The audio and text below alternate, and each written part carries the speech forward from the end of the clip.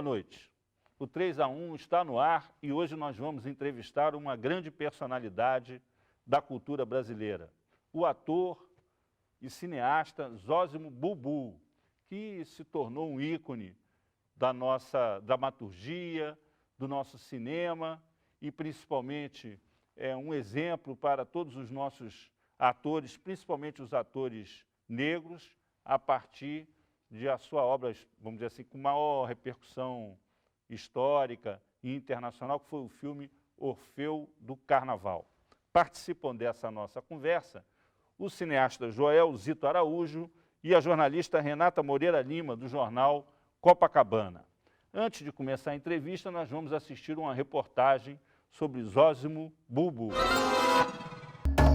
Zósimo Bulbul é ator, diretor e roteirista. O carioca iniciou sua carreira em produções teatrais do Centro Popular de Cultura da UNE. Nos anos 60, acabou se tornando um sucesso nas telinhas e foi o primeiro protagonista negro da televisão, na novela Vidas em Conflito, exibida pela TV Excelsior. Zósimo não parou por aí e começou a trabalhar com cinema como ator e diretor. Ele fez mais de 30 filmes, entre eles A Alma no Olho,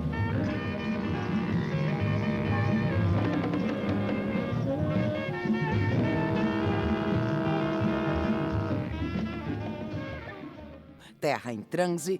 Mas se a justiça decidir que a gente deve deixar as terras,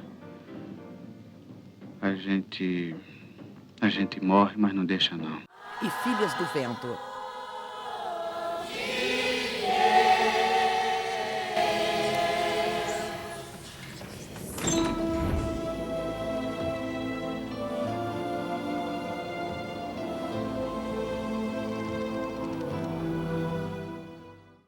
Sua principal criação é o filme Abolição, internacionalmente conhecido. Produzido em 1988, o documentário discute, a partir de entrevistas de diversas personalidades, a situação de desigualdade, luta e racismo que continuava no Brasil 100 anos após a abolição. A produção ganhou prêmios como o de melhor roteiro e fotografia do Festival de Brasília e o de melhor documentário no Festival Latino de Cinema em Nova York. Abolição. O que quer dizer abolição? Essa palavra foi muito usada em 1888. Quer dizer, abolir alguma coisa. Ninguém aboliu nada até hoje.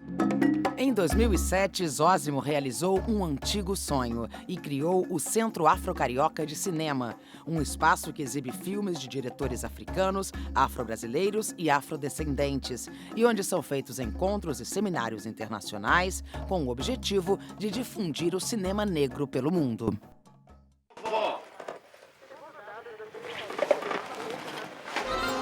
Zósimo, fazendo uma retrospectiva da sua carreira artística, o que mudou para os atores no Brasil, principalmente para os atores negros, para os artistas negros no Brasil? Na verdade, mudou muita coisa, né? Porque eu comecei no CPC da UNE, em 1960, né? E de lá para cá, eu acho que, claro, 40 anos, 50 anos depois, o mundo está aí, né? Em relação ao negócio do ator negro, né?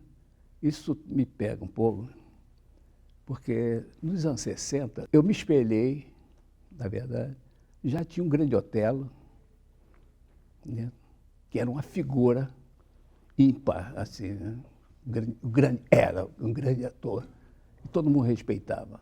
E isso, Otelo no Rio de Janeiro, aqui na Chanchada e tal. Você vai para São Paulo, tinha Ruth de Souza, e eu vi naquela época muitos outros, o Teatro Experimental do Negro, do Abdias, né? Paralelo ao Teatro Experimental do Negro, tinha um teatro popular, que era do Solano Trindade, estudo com grupos de atores negros e negras, tanto que falamos aí do Orfeu, né?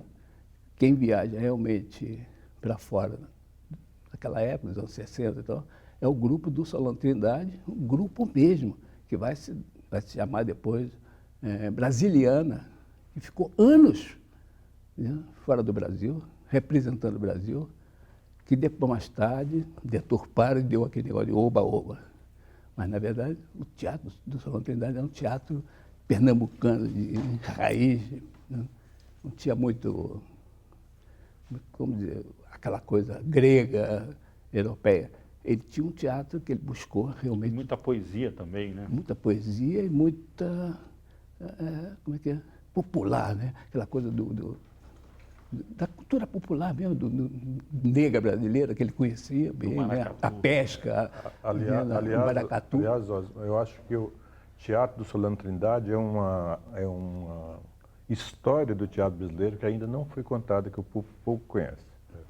Não é? Você acredita que o acesso agora do grande público é o diferencial? Porque antes, acredito que ficava um pouco mais direcionado em festivais. E como é que era a apresentação do teatro afro nessa época e hoje? Você acredita que hoje tem uma entrada maior para o grande público? Nem tem teatro. Teatro, cinema, você vê hoje as Nem produções tem. 5 vezes Favela e Cidade de Deus, coisas que falam Coitado, sobre né? o público afro. Quer dizer, você acha que piorou? Isso aí é uma coisa vista pelo branco, né? Tem nada a ver com Não tem nada a ver com a cultura afro? Não, nossa ótica não. Tem nada a ver com isso, né? E quando você fala em teatro, quer dizer, tem o nosso amigo, o Hilton Cobra, né? A única companhia de teatro aqui do Brasil, talvez, não sei, né? Tem o Grupo Olodum, na Bahia, né? E ele aqui no Rio. Entra nos editais, é onde eu quero chegar. Né? O pessoal do Nós do Morro não estaria entrando, de repente, nesse Nós do Morro, como hall? é que é? Já é um grupo, já... Sabe, vou radicalizar um pouco. Nós do Morro já é uma coisa mais... comercial. Sabe? Já é uma coisa mesmo, já é Deixa ali, um pouco a raiz e passa mais para o comercial. sabe, dentro mesmo e tal. O pessoal do Vidigal também, sabe? Já está ali dentro, é uma coisa que fica dentro do gueto, inclusive. Né? Me permita, nesse ponto, discordar. Eu acho que tem uma expressão de um teatro jovem, como o pessoal do Nós do Morro, como o pessoal em São Paulo, que eu me esqueço o nome agora, Companhia dos Crespos, se eu não me engano. Né? Então, a gente tem uma expressão jovem interessante. Agora, eu vejo as peças deles e tenho o prazer de ir, sou convidado e sempre vou, né? E eu percebo que o público dessas peças é o público negro, não é o público branco, dessa nova juventude que está tentando fazer teatro. Quer dizer, tem um certo divórcio. E Eu uma acho que identificação também. o país tem uma dificuldade, sabe assim, nós não temos dificuldade de ver o teatro italiano ou alguma coisa que elogia a nossa ascendência, a presença do italiano na nossa história, mas tem um certo preconceito quando se trata do negro. Então, o branco tende a não ir. Né?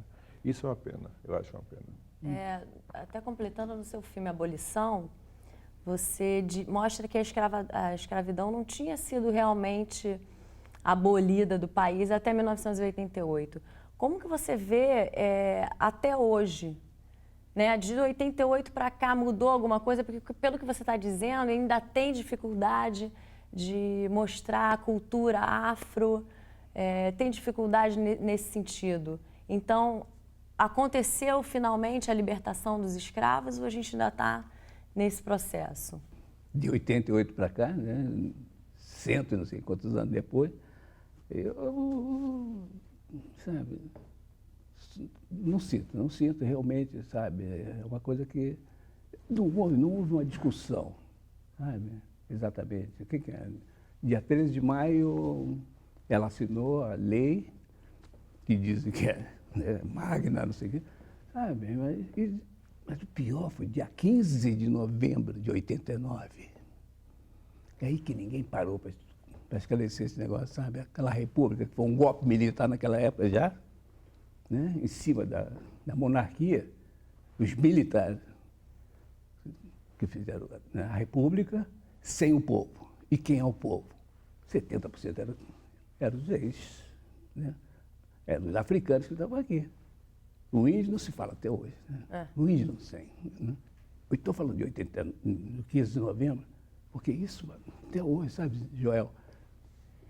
Porque a princesa, Cara, a República que tinha que, né, que pegou aquela banana, que tinha que... Tem um povo aí que está dizimado, vai ser dizimado, sem emprego, sem família, sem assistência. Entendeu? Hoje, a mesma coisa continua. Sabe? Você sobe na favela, vai para o interior. Né? Meu povo está sendo dizimado, está sendo acabado mesmo. E ninguém para discutir, para conversar isso. Aí isso aqui, saímos agora da África, e chegamos agora.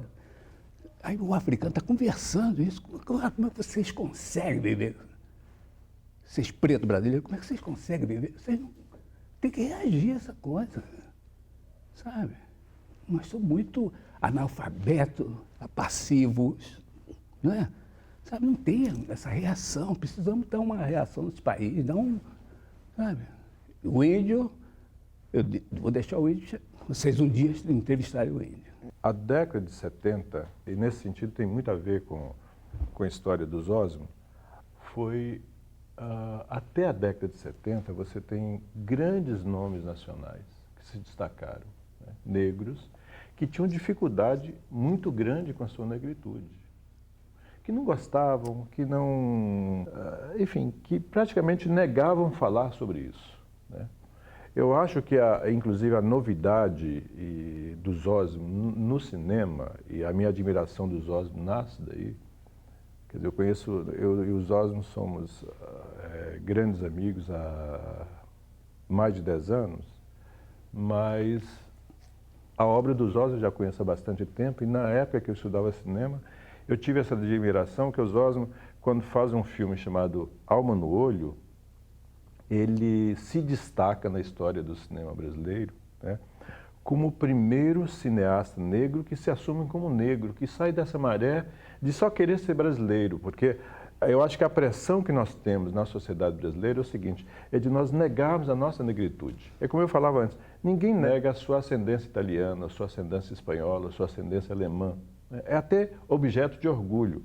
Mas a ascendência negra parece que é até uma provocação. A pessoa fala, mas Joel, você é um mulato desse, você está quase branco, com essa educação toda você está quase branco, por que você fica falando de negritude? Você não precisa ficar falando de negritude. Ou seja, assumir a ascendência negra é ainda uma atitude de provocação na sociedade brasileira. E esse homem aí, né, nos anos 70, quando outras pessoas... A história de negros fazendo cinema não começa com Zósimo, mas a história de negros se assumindo como negro, fazendo cinema no Brasil, começa com Zósimo, especialmente com a obra chamada Alma no Olho. Então, eu acho que esse cara, naquele período, né, ele fez uma coisa totalmente contra a maré, porque veio contra essa história de, não, para a gente dizer que a gente não tem racismo no Brasil, não vamos falar de negro, não vamos ficar insistindo em ser negro. Ele falou, não, foi o primeiro recado importante que eu vi na minha vida, veio dele de forma indireta dizendo, para a gente falar de democracia racial no Brasil, nós temos de afirmar o negro e não deixar de negar o negro, né? Quer dizer, eu até queria aproveitar esse negócio para contar, para saber dos Zósimo, eu nunca tive possibilidade de perguntar isso para ele, como é que surgiu a ideia de fazer a Alma no Olho, né? E que eu queria saber se foi fácil de fazer do ponto de vista dos recursos financeiros, como é que você conseguiu apoios, como é que repercussão que teve esse filme, que eu acho que é tão importante na história do cinema brasileiro, não só na história do cinema negro. Joel, olha, você mexeu agora num vespeiro, assim, porque esse filme é uma continuação na minha cabeça, depois do Antunes, Compasso de Espera, né? Que foi o que eu fiz com o Antunes.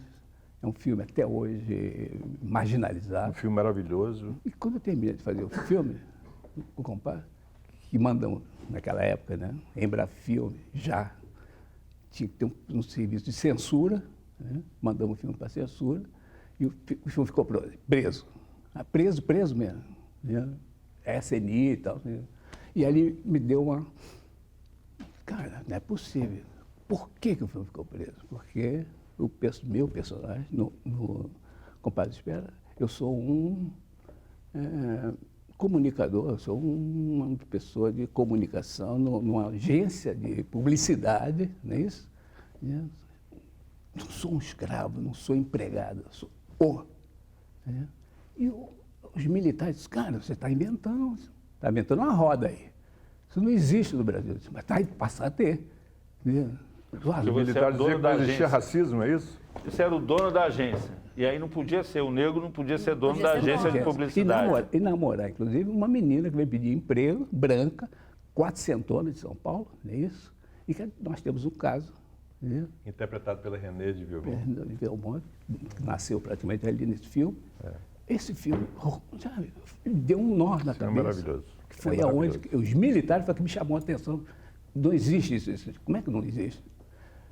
Armando Falcão, diz alguma coisa? Ministro da Justiça. Ministro da Justiça. Ele me chamou no gabinete dele. Mas eu fui preso aqui. E você foi preso no gabinete dele? Não, daqui eu fui para lá. Você foi levado preso para lá? Preso, praticamente. É. O senhor está intimado a ir. Sim, senhor. Eu fui. É. Negócio maluco. Aí eu e o Falcão, assim, o Falcão fala baixo. Eu mando te prender aqui. Olha, o senhor é militar, eu sou civil, eu tenho meus direitos. Olha, cara, sabe, um papo, até. Aí eu pego o avião, cortado, venho para o Rio de Janeiro, em vez de eu ficar com medo, foi me dando um. E eu estava lendo na mesinha de cabeceira, Alma no Exílio, Eldridge Craven, né?